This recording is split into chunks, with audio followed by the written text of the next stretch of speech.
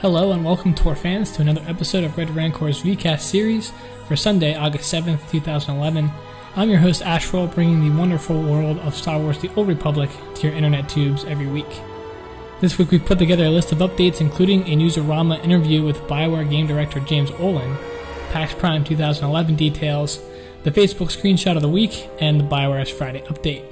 We'll break down the new Jedi Consular trailer in the video breakdown section and answer fan questions from this week's mailbag. So, let's go.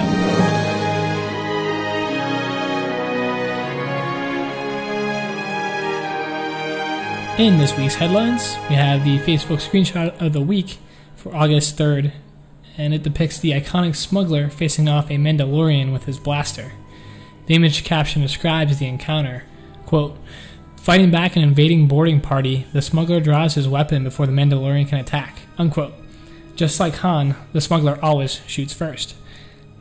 Newsarama posted a written interview from San Diego Comic-Con with game director James Olin, who answered questions about pre-order expectations, companions, and a new announcement coming up very soon. He doesn't provide any specific detail, but he does hint that there is one unannounced game feature left for Star Wars The Old Republic. Quote, "We have some pretty exciting announcements that will be coming. I don't think there's anything on the level of PvP, Warzone, space battles, or anything like that. Well, there's one thing that might be at that level. Depends on what you like about the game, but it's pretty exciting.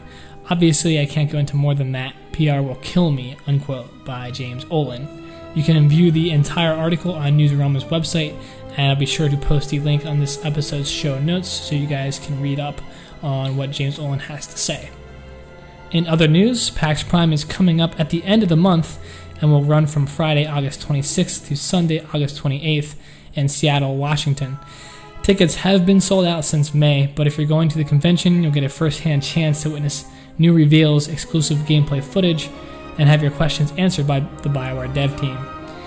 Right now, PAX Prime website lists 2 panels for BioWare. The first will be held at the Pegasus Theater on Saturday around 5:30 p.m., and the topic is currently unannounced.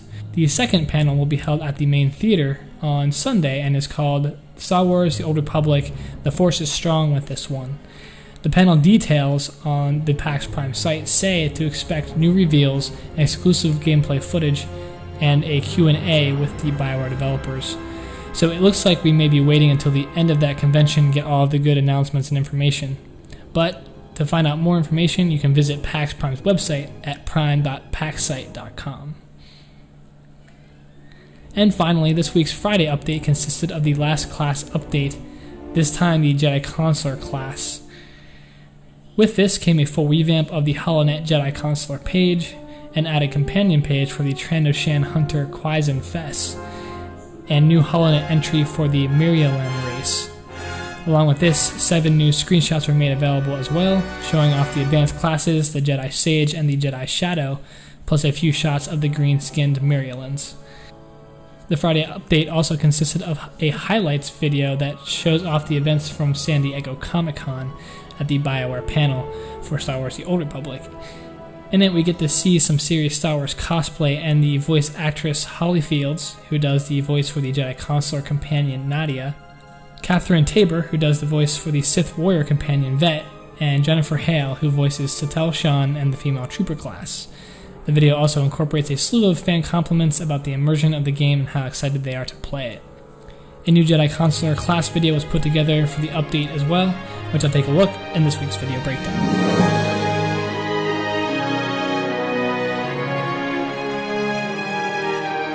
In this week's video breakdown section, take a look here at the Jedi Consular Records trailer released in this last Friday's update.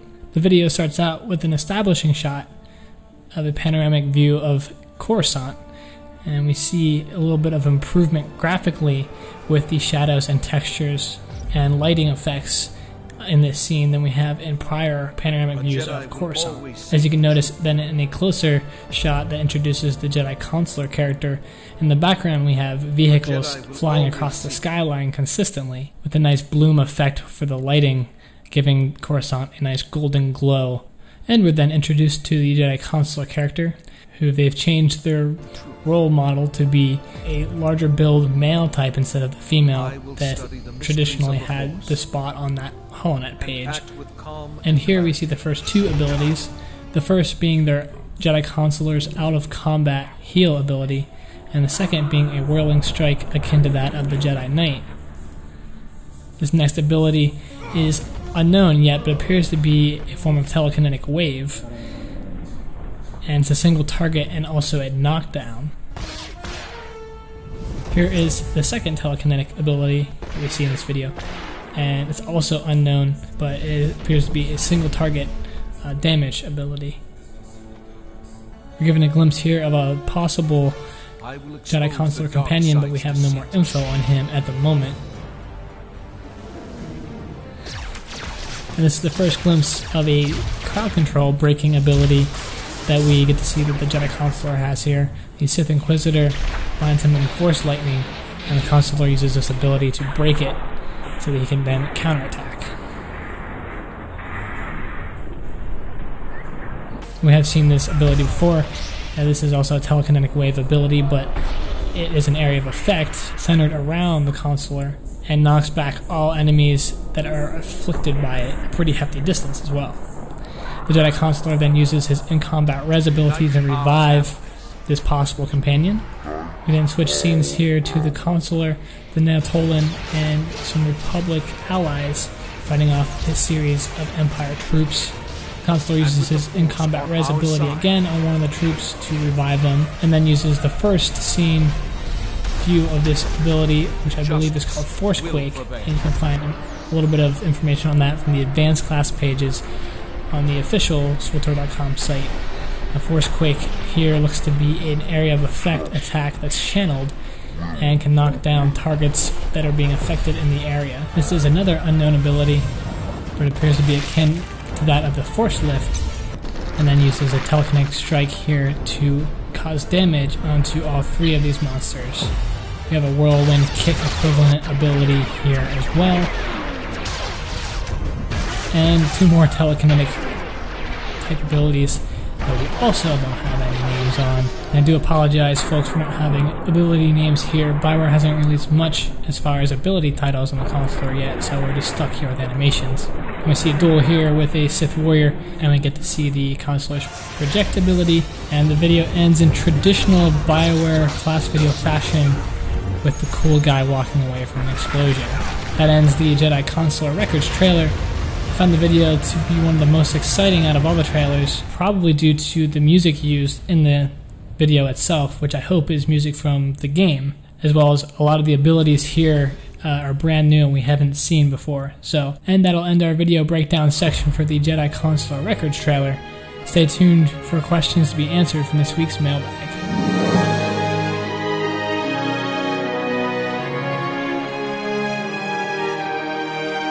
In this week's mailbag, we have our first question from the user Valdin, who is a new member of Red Rancor. So Valdin, welcome to the site. And he asks, quote, "Will your companions have a role in Flashpoints?" Unquote. In the current state of testing, companions can be a member of Flashpoints where there are missing player characters. So for example, you can have a maximum of 2 companions in a Flashpoint because you have 2 player characters, and you're missing the other 2 player characters, so you can supplement with 2 companions. You can also have 3 player characters and 1 companion, but those are really the only 2 variations here that you can implement your companions into a Flashpoint role.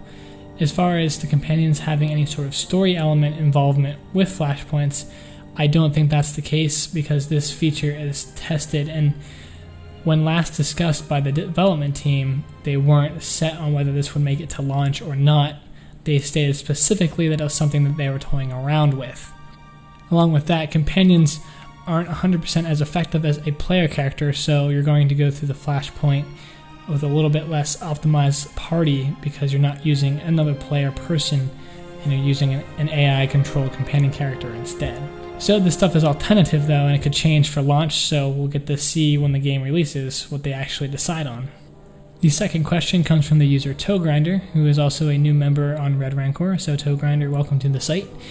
And he asks, quote, "Was just wondering, what is your opinion on racials? Some of them can be very small and some game-breaking. And would you want to see racials in Star Wars The Old Republic? Unquote. I do believe the developers are working on racials, although they may not make it in for launch. I do like racials, and I liked how they are implemented in World of Warcraft. A lot of other players will cry OP because certain racials were more powerful than others. I think they add a unique distinction between the races that may not already exist, especially with the list of races we have for the game right now, and almost all of them are so humanistic that there's not really a whole lot of separation between them. And I think something like racial abilities would help distinguish one race between the other. The one factor being that the racials can't be too powerful. Almost all of them have to be very minor character sheet tweaks, like a 1% bonus, really. Nothing game-breaking, something very small, but a little bit of help here or there with different abilities. As far as racial skills, for example, if we take the Will of the Forsaken skill from World of Warcraft, that was an ability that broke fear, which fear was a form of crowd control. And I hate to be compared to World of Warcraft here, but I draw a lot of my experience from there, so it's a good example. I think most people understand where I'm coming from with that. That aside, I think abilities such as that, especially that could be used in PvP environments, should be taken out. There shouldn't be anything really that's a huge ability for PvP or a huge ability that makes them more powerful in PvE, but really should be passive, very minor tweakings to the character, but make them unique and distinct from each other. The third question comes from StuporChris92, who asks, quote, "Hey, I have really been debating whether to play as a bounty hunter or a Sith Inquisitor. Have any tips or ideas?" Unquote. It is a tough choice. Both characters have a lot of appeal. I'm going to go out and say that there's going to be a ton of Sith Inquisitors, especially those that are playing Assassins, because we're going to have a lot of Star Wars fanboys who want to be Darth Maul, and that's kind of the equivalent there. So we're going to have a lot of Zabrak, Sith Inquisitor Assassins, probably more than you're going to be able to count. So if you want to be a unique butterfly and be something different, I would go with Bounty Hunter, just because I think the non-Jedi characters and the non-Sith characters are going to be a lot rarer, and it might be something unique. It may help you get groups, or it may help you kind of just be unique and stand out as being a non-force using class. I think really the deciding factor for you should be which story do you want to play through, because that's going to be the thing driving you to play the entire game as that class. So decide what story more interests you. The idea of being a Sith Inquisitor, Palpatine, Darth Sidious type character, or being a bounty hunter, Boba Fett type character who is out for himself. So I hope that helps. I'm not going to tell you which one in particular to pick, because I think all the classes have great appeal. But I think if you choose based on what story you want to play, that might help guide you in the right direction. The fourth question comes from the user Rosalija, who's a new member as well on Red Rancor, so welcome to the site. And Rosalija asks, quote, "Do you think BioWare will reveal any new playable species before launch? And if they are going to reveal new species, which species do you think will be revealed? Personally, I would love to see Togruta." Unquote. I don't think there'll be any more revealed species before launch, but that definitely doesn't mean they're not going to come in an expansion or an update to the game. I do think it'll be a very high chance that we'll see Togruta playable race in game. I think that character race already exists as non-player characters in the game. I think we have some evidence from screenshots released even early in the game's production cycle.